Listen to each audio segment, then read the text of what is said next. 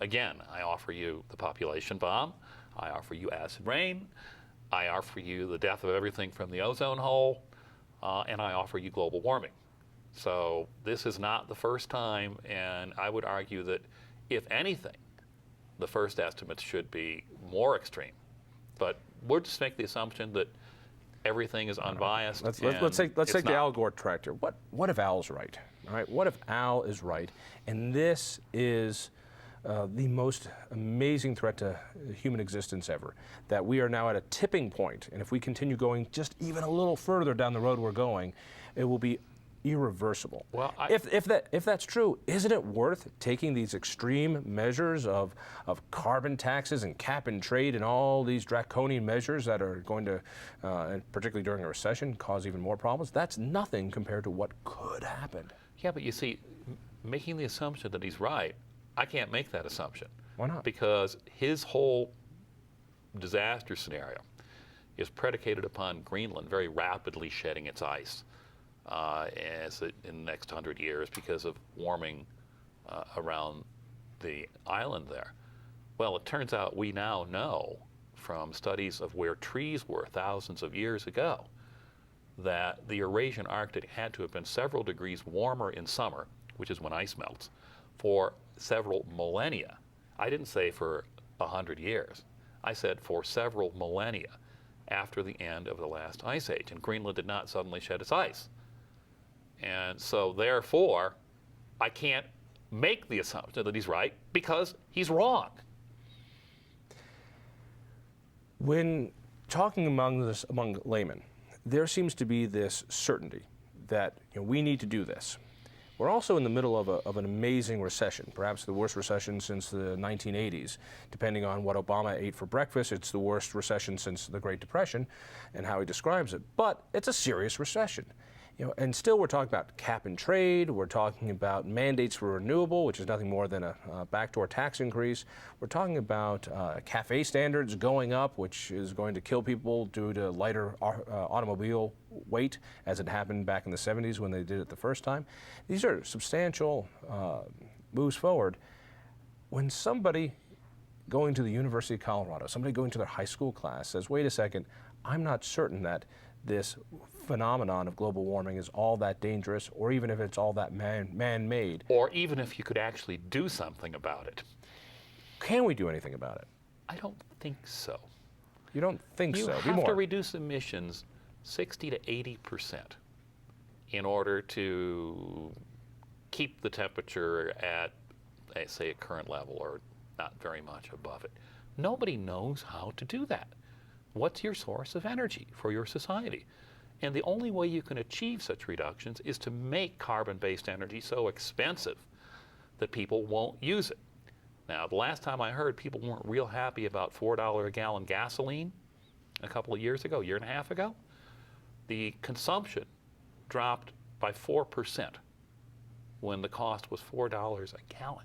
Showing that gasoline is very inelastic. I remember it. I bitched at the pumps, but I didn't buy much less. I didn't share a ride all that often. Good. So how expensive does gasoline have to become for you to use 60 to 80% less of it? How expensive does energy have to become for you to use 60 to 80% less carbon-based energy? And what's your alternative? What if? That stops everybody in their tracks. It just stopped you. Because there's not an answer. Well, there are some answers. We could go hydroelectric. We could go nuclear. We could go nuclear power, which is very clean. But I have a feeling a lot of the people who are pushing for the fear over global warming aren't going to allow that. Well, let's just say that's exactly correct. For the sake of argument, what would happen if we ceased all production in the United States? We all decided here in the United States we're going to go back to the caves. We're going to wear bear skins.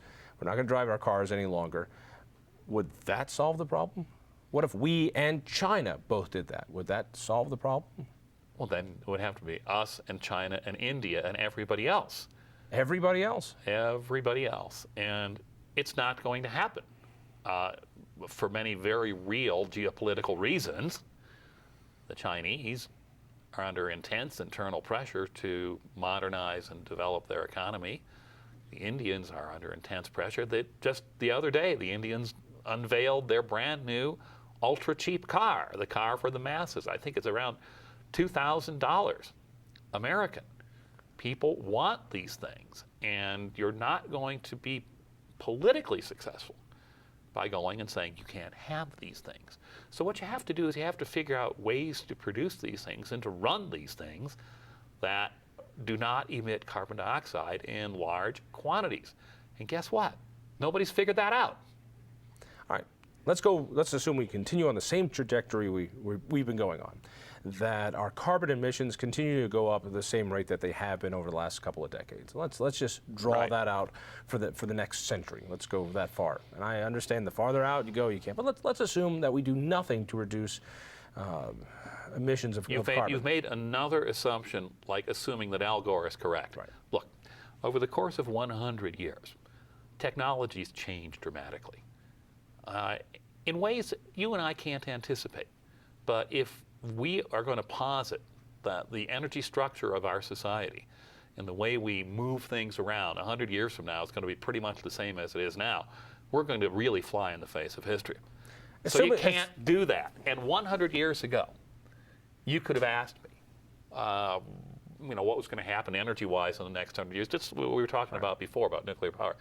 I could go up to you and say, well, actually, we'll split some atoms and we'll create a brand new element. We thought they were all worked out. This one's called plutonium. And if I hold this much of it in a confined space, Denver blows up. What would you say? You're nuts. Or if we divide it out and disperse the reaction, we could light Denver for 100 years. So see, that's what happens. We got a few minutes left. So there is a human desire to, quote, do something. I'd say get out of the way. We got to do something itis. And so we're seeing all sorts of mandates here in Colorado. We have mandates for 20% renewable, which is potentially unattainable, and even at 20% it's going to be massively expensive. We'll realize that with our utility bills in about 5 years. We can do cap and trade. We can outlaw the incandescent light bulb. Edison's great invention will now become contraband. What is it you think we ought to do from a policy point of view? Very simple. Make sure that the economy grows, because it's investment capital that will create the more efficient future. And you're not going to get there without it. If you take money away from people now in futile, and I mean futile attempts to stop planetary warming, because you can't, you're taking capital away that they would more likely invest if they had it in companies that may produce things more efficiently than their competitors. They tend to do that. Those companies are advantaged in the marketplace. Or they might invest in companies that produce efficient things that people want to buy. You take that money away, and investment's not there. And so what happens? Haven't you heard of the new energy economy? We've got a governor in this state and a new president that is infatuated with a new energy economy, because we'll be able to direct some money, public money, which will have a huge multiplier effect when it comes to new energy, and it's going to be different. Solar energy and windmills are going to solve everything. Solar energy powering our society has been just around the corner since I was just around the corner. I don't want to tell you how long ago that was. We've got big laboratory out here in Boulder. They have not solar energized the country so far as I can tell, no matter how much money goes there. Please, windmills, they don't run when the temperature is the hottest or the coldest. You have to have backup power. People want more information. They want to arm themselves so that they can go to the next cocktail party up in Boulder and feel okay. Where do they go? They read my book. Well, first they buy it. They don't have to read it. They just have to buy it, right? No, I prefer they read it, actually, because you will see the argument in there that the future belongs to the efficient. And if we don't preserve our economic growth, we won't be able to invest in the cleaner future. Michaels, appreciate it. Thank you. See you next week right here on Independent Thinking.